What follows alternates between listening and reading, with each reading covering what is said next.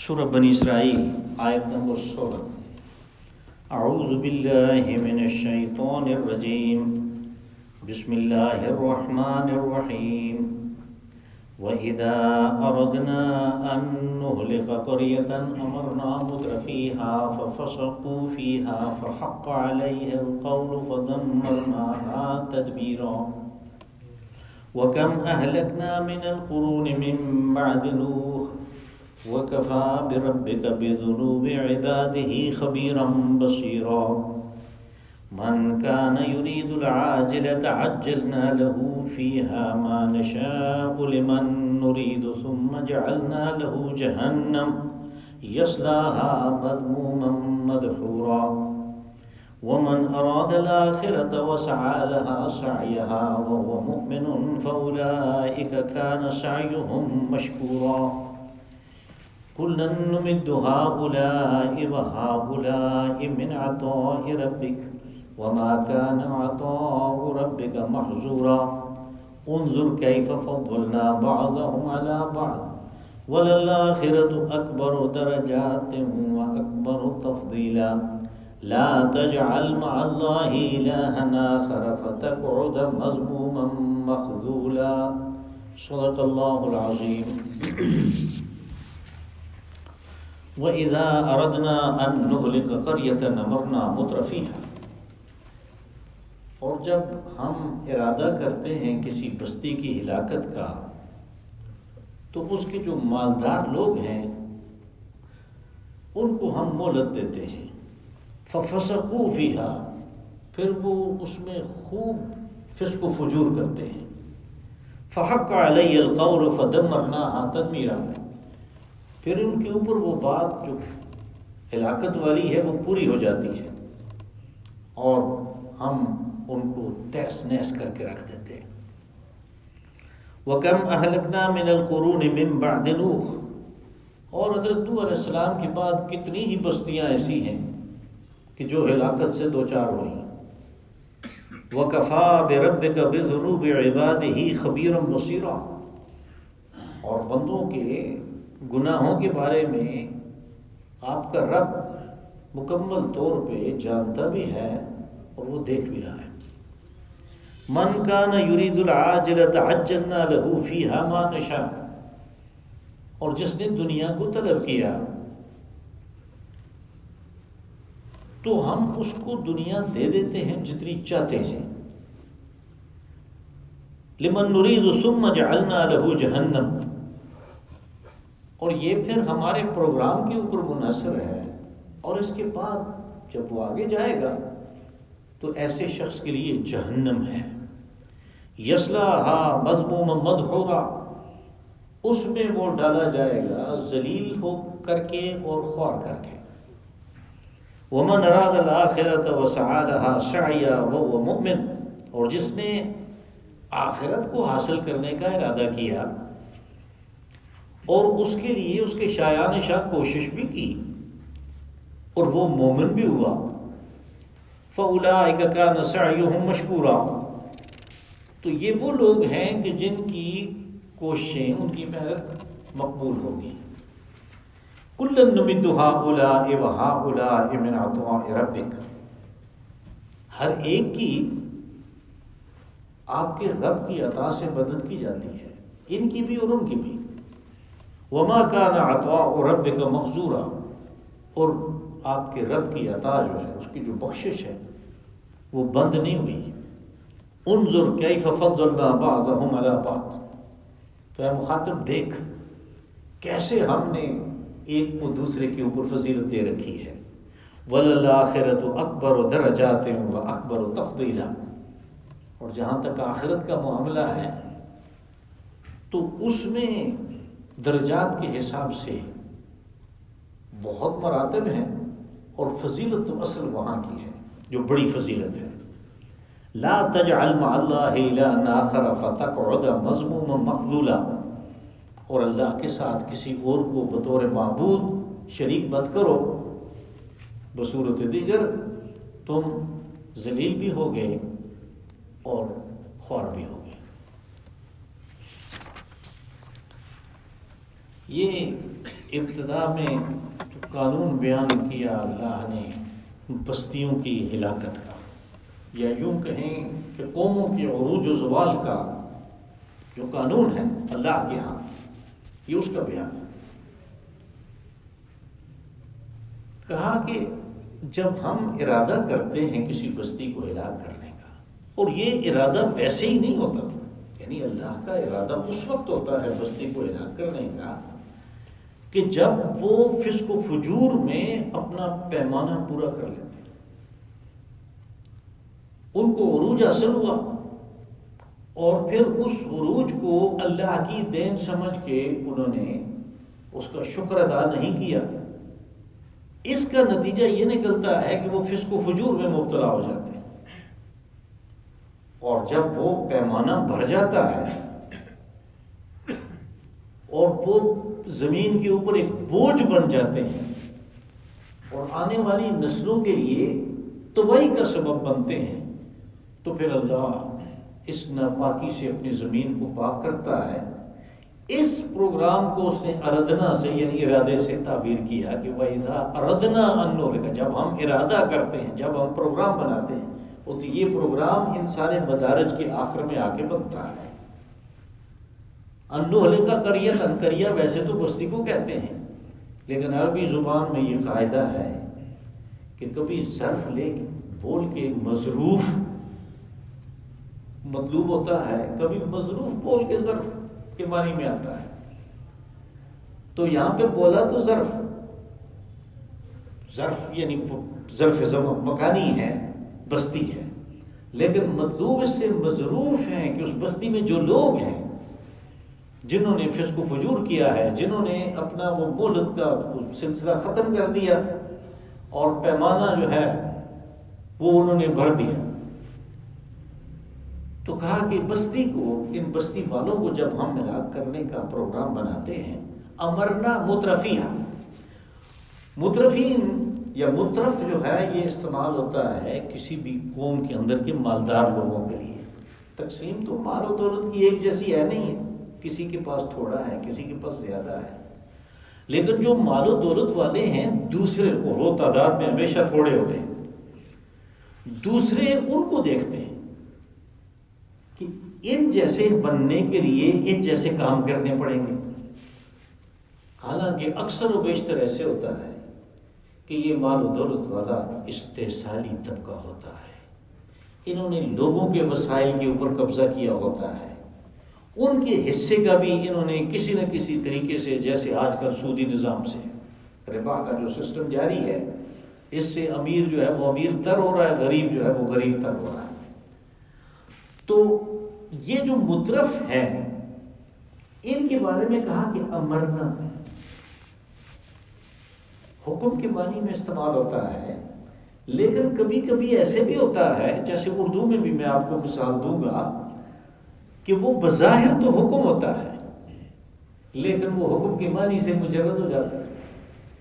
کوئی آدمی بات کرتا ہے جو کہ آپ سمجھتے ہیں کہ مناسب نہیں ہے اس مجلس میں کرنے کی، تو آپ اس کو کہتے ہیں بیٹھے رہو۔ یہاں آپ نے اس کو یعنی جو اصل فعل بیٹھنا ہے کہ بیٹھ جاؤ، وہ نہیں کہا، بلکہ کہا خاموش ہو جاؤ۔ بالکل اسی طرح عربی زبان میں بھی ہے، تو اس کا معنی مفہوم جو ہے اس کا وہ امر ہے، لیکن امرنا مترفیہ، ہم ان کو مہلت دیتے ہیں، کر لو جو کرنا ہے، یعنی تمہارے پاس مال و دولت آ گیا، ہماری عطا سے آ گیا، کر لو جو کرنا ہے۔ پھر وہ فسقوا فیہ، پھر وہ خوب وہاں پہ فسق و فجور کرتے ہیں، اس لیے کہ یہ جو مال و دولت ہے اس کو ابلیس یہ ہمیشہ چاہتا ہے کہ یہ گندے کاموں میں اس کو خرچ کرے۔ کہیں ایسا نہ ہو کہ یہ کہے کہ یہ میرے پاس تو بہت پیسے پڑے ہوئے ہیں اور فلاں آدمی غریب ہے، تو اس کو کاروبار کے لیے کچھ دیتے ہیں، اس کے کھانے پینے کا بندوبست کرتے ہیں، کہیں پہ غریبوں کے لیے دسترخوان لگاتے ہیں، کہیں ایسا نہ ہو جائے۔ تو وہ یہ کام کرتا ہے کہ ان پیسوں کو، اس دولت کو فسق و فجور میں اس سے اڑواتا ہے۔ ایک تو ان کا حق تھا ان کو نہیں ملا، اور دوسرا یہ ہے کہ گندے کاموں میں خرچ ہوا، اس کی گناہوں کی جو پوٹلی ہے اس میں وزن زیادہ ہوا۔ یہ ایک طریقہ رکھا ہے ابلیس نے، اس کے بارے میں تفصیل سے ہم آل عمران میں پڑھا ہے، جہاں پہ کہا تھا کہ الشیطان یعدکم الفقر، کہ شیطان تمہیں فقر سے، غریب ہو جانے سے ڈراتا ہے کہ ابھی اگر سارا دے دو گے تو کل کو تمہیں بیٹے کی شادی کرنی ہے، بیٹیوں کی شادی کرنی ہے، بچے کو امریکہ بھیجنا ہے پڑھنے کے لیے، یہ کام کرنا ہے، وہ کرنا ہے، وہ کہاں سے لاؤ گے؟ اس لیے وہ اصل کام جو کرنے کے ہیں، جو دولت سے کرنے کے اصل کام ہیں، جن سے وہ دولت فائدہ مند بنتی ہے، وہ اس کو نہیں کرنے دیتا، وہ اس کو فقر سے، غریب ہو جانے سے ڈراتا ہے۔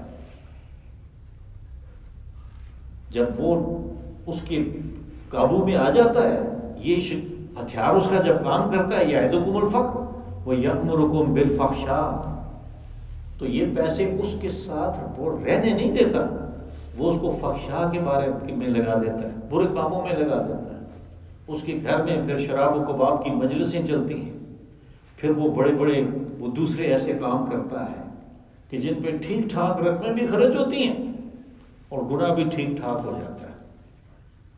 تو یہاں پہ بھی یہ امرنا مترفیہ ففسقوا فیہا، کہ ان کو ہم مہلت دیتے ہیں، اس کے نتیجے کے طور پہ وہ فسق و فجور میں مبتلا ہو جاتے ہیں۔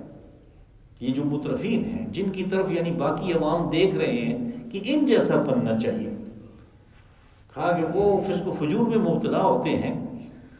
فحق علی القول، اب جو اللہ کا جو بات ہے کہ جب کوئی قوم، کوئی طبقہ ایسا ہو کہ جو اس دھرتی پہ وزن ہو اور نجاست ہو، وہ ناپاکی ہو، تو یہ زمین میں نے ان سے پاک کرنی ہے۔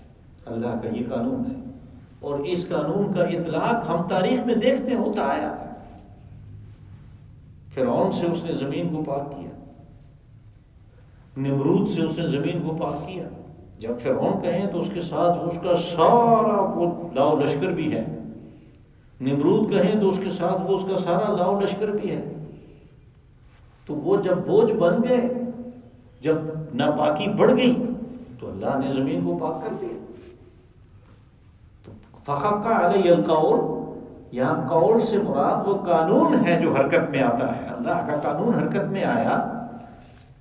فدمرناها تدمیرا، مصدر اس کے ساتھ لائے یہ بتانے کے لیے کہ یہ جو دمر ہے، یہ جو تہس نہس کرنا ہے، یہ واقعی تہس نہس کرنا ہے، یعنی اس کو ٹھیک ٹھاک کوٹ کوٹ کے برابر کر دیا۔ وَكَمْ أَهْلَكْنَا مِنَ الْقُرُونِ مِنْ بَعْدِ نُوحٍ، اور کہا یہ کوئی ایسی بات نہیں ہے کہ تاریخ سے تمہیں پتہ نہ چلے، تاریخ انسانی سے تمہیں پتہ چلتا ہے کہ حضرت نوح علیہ السلام کا طوفان آیا تو اس ساری زمین کو پاک کر دیا گیا، کشتی کے ایک کشتی کے مسافر بچ گئے، لیکن اس کے بعد جب وہ انسانوں کو اللہ نے پھیلایا، وہ خوب بستیاں آباد ہوئیں، سب کچھ ہوا، تو کتنی ہی بستیاں ہم نے اور بھی اسی طرح ہلاک کر دیں حضرت نوح علیہ السلام کے بعد۔ جب ان بستیوں کے بارے میں آپ سوچیں کہ کیا ہوا، تو ہر ایک کے سامنے اللہ نے تاریخ سے مثال رکھی اور اس کو آنکھ دی دیکھنے والی، اور اس کے دل کی بھی آنکھ کھلی ہونی چاہیے تاکہ جو اصل حقیقت ہے اس کے مشاہدہ سے وہ اس کی سمجھ میں آئے۔ یعنی صرف سیر سپاٹے کے لیے ہڑپا اور موہنجو-داڑو نہیں گیا، صرف سیر سپاٹے کے لیے وہ ٹیکسلا کے میوزیم میں نہیں گیا، بلکہ اس نے اپنی جو دیدہ دل ہے اس کو کھلا رکھا، تو اس کو اشارہ ملے گا اس بات کا کہ انہوں نے کیا کیا جو ان کا نام و نشان مٹ گیا۔ کیا ہوا کہ ایسی زبردست قسم کی تہذیب تھی اور وہ تہذیب بالکل مٹ گئی اور زمین کے نیچے چلی گئی، 200 فٹ نیچے چلے گئے شہر۔ تو اگر آنکھوں کے ساتھ ساتھ دیدہ دل بھی کھلا ہو تو اس کو پتہ چلتا ہے۔ اس لیے تاریخ سے، یعنی چونکہ ہر ایک کے پاس یہ نمونے موجود ہیں دیکھنے کے لیے، عربوں کو قرآن پاک میں صرف عرب اقوام باہدہ کے قصے سنائے گئے، دوسروں کے نہیں سنائے۔ ہمارے لیے اپنے ہاں سب کچھ موجود ہے اگر ہم دیکھنا چاہیں تو. کہا کہ حضرت نوح علیہ السلام کے بعد ہم نے کتنی بستیاں ہلاک کی. تو اس کا یہ مطلب نہیں ہے کہ ان کا حساب کتاب ہمارے پاس نہیں ہے، ان افراد کا، ان قوموں کا، کہ ان کے کتنے گناہ تھے، کیا انہوں نے کیا، یہ سارا حساب ہمارے پاس موجود ہے. اس میں کسی کو شک نہیں ہونا چاہیے کہ لاکھوں سال، ہزاروں سال گزر گئے، ان لوگوں کا اربوں کی کھربوں کی تعداد میں لوگ گزر گئے، ان کا کون حساب کرتا رہے گا؟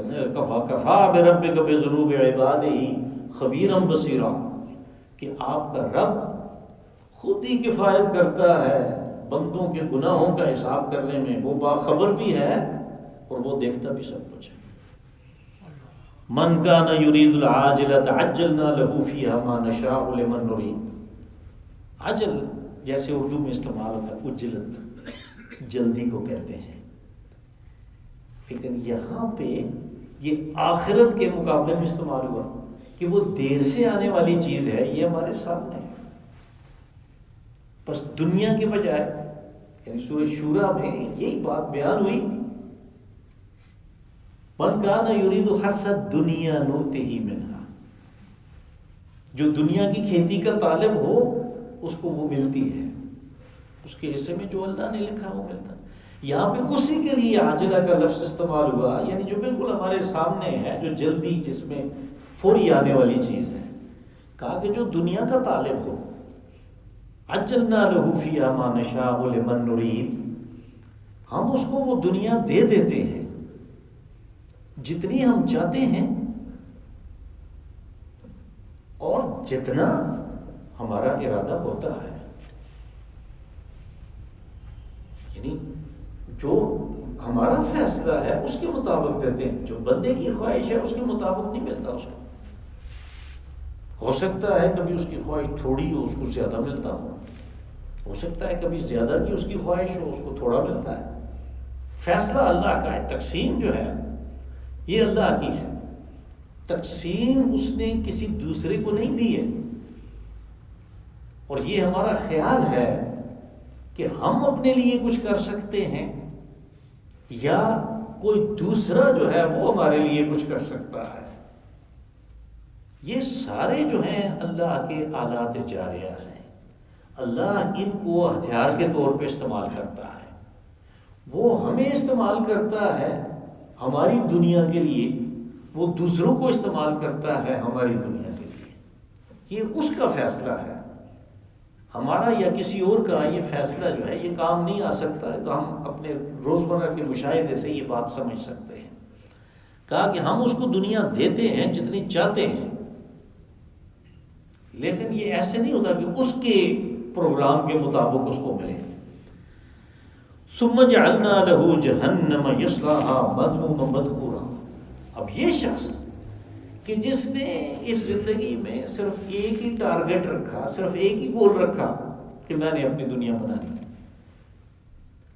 یہ جب آگے گیا، جب مر گیا، تو پھر اس نے تو جو ٹارگٹ رکھا تھا، کہا ہم نے تو اس ٹارگٹ کے مطابق یا اس سے کم یا زیادہ جو ہمارا خیال تھا، جو ہمارا ارادہ تھا، اس کو دے دیا.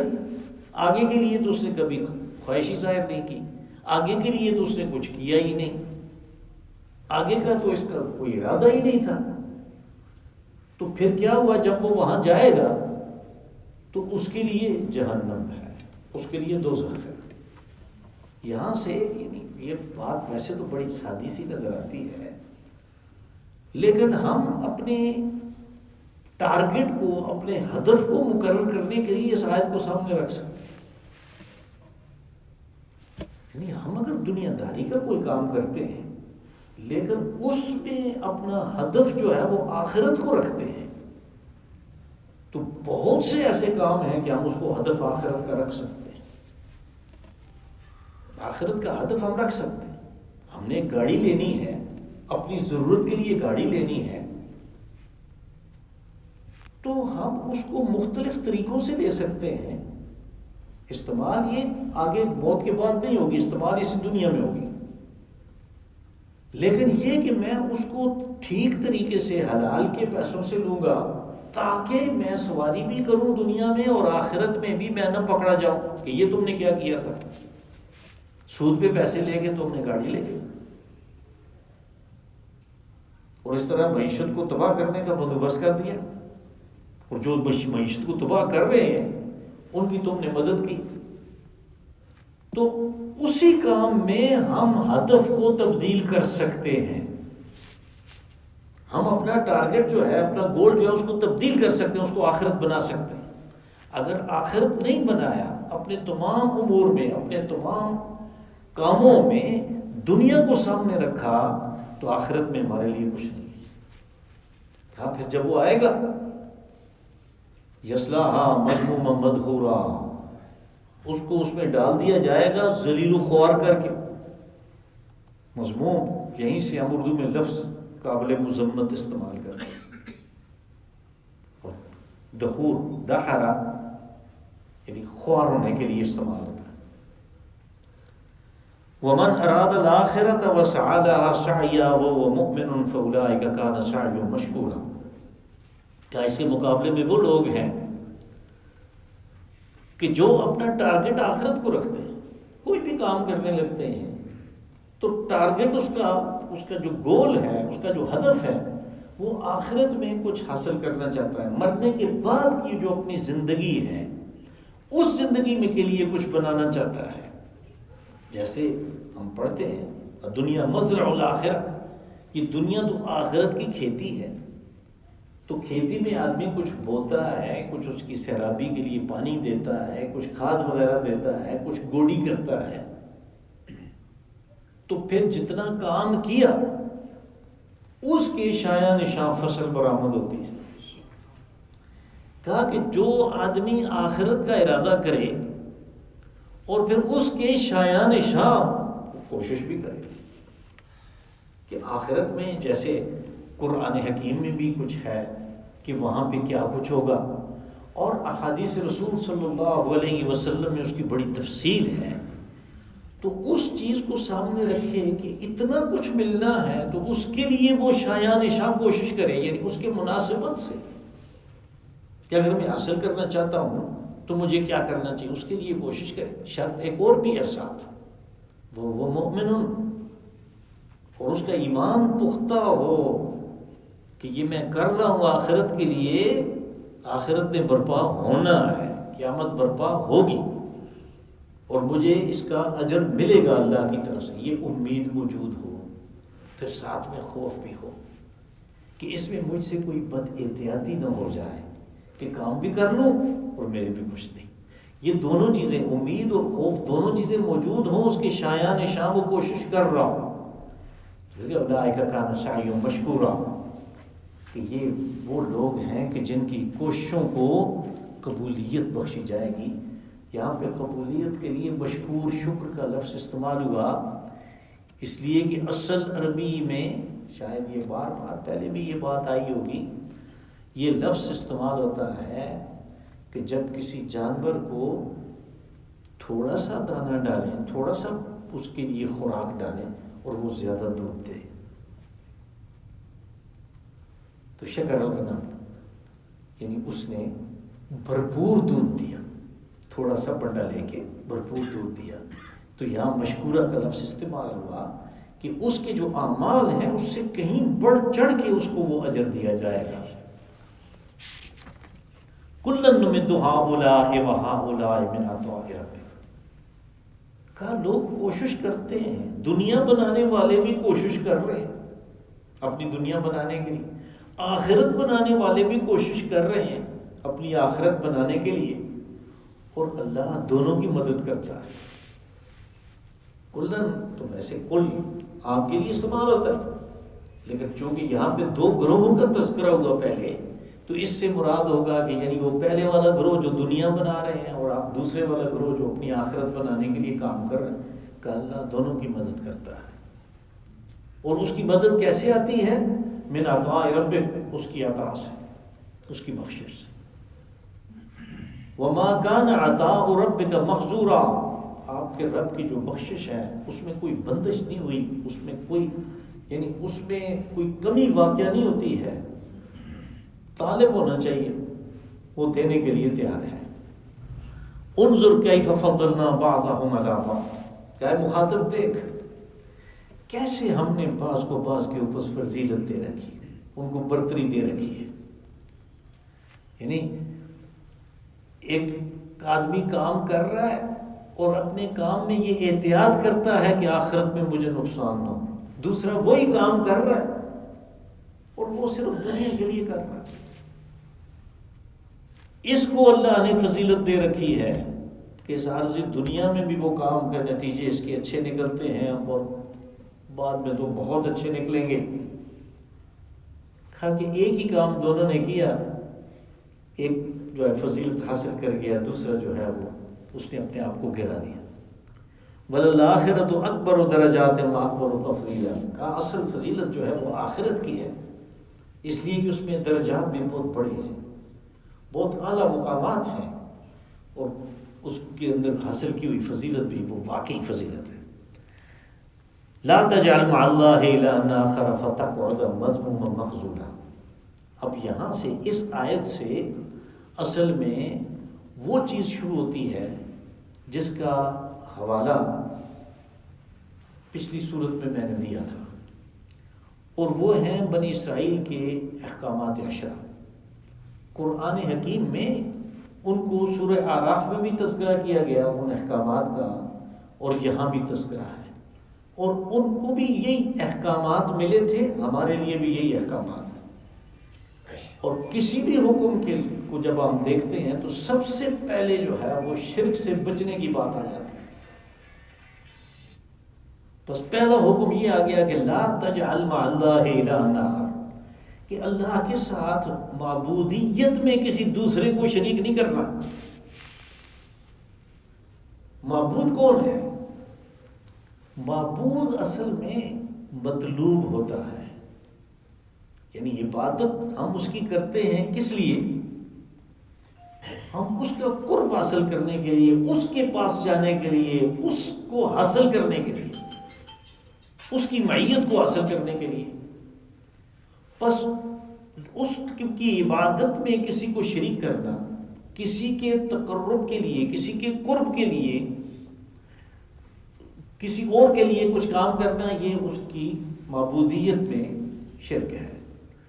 اس کو اکیلے معبود جاننا ہے، لا الہ الا اللہ، یعنی الہ معبود دوسرا کوئی نہیں ہے۔ دوسروں سے ہم کام لے سکتے ہیں، ہم کسی کو کہہ سکتے ہیں کہ مجھے پانی لا کے دو، یہ اس میں نہیں آتا، لیکن جب ہم اس کو یہ سمجھ لیں کہ اس کے بغیر میرا کام نہیں ہونا، اور پھر اس سے کام نکلوانے کے لیے ہم اس کے جتن کر رہے ہوں، جن میں غیر شرعی جتن بھی ہوتے ہیں، تو یہ معبودیت میں، یعنی اس کی جو الوہیت ہے اس میں شریک کرنا ہے۔ کہا یہ کام نہیں کرنا، اس لیے کہ اگر یہ کام کیا فَتَقْعُدَ مَذْمُومًا مَخْذُولًا، تو پھر تقعدہ کا ظرف جو ہے وہ محذوف ہے، یعنی یہاں پہ لفظ یوم القیامہ محذوف ہے، کہ پھر قیامت کے دن تمہارا یہ حال ہوگا کہ تم ذلیل و خوار ہو گئے۔ مذموما مخذولا، مذموم پیچھے بھی آیا تھا، اور خذل بھی اسی کی قبیل کا، یعنی ذلیل و خوار ہونے کا ہے۔ اللہم صلی وسلم وبارک وانعم علی عبدک ورسولک ونبیک محمد صاحب